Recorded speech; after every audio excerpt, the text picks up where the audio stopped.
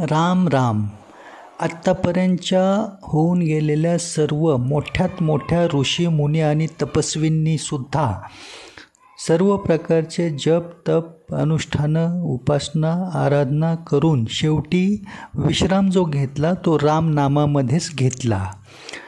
रामनामामुळे काय काय पुण्यफळ प्राप्त होतं ते थोडक्यात जर सांगायचं झालं तर रामनामामुळे सर्व वेदांचे अध्ययन केल्याचे पुण्य, सर्व तीर्थांचे दर्शन आणि तीर्थस्नान केल्याचं पुण्य, सर्व प्रकारचे यज्ञ दान केल्याचं पुण्य, सर्व काही सहजासहजी शीघ्रतेने प्राप्त होतं.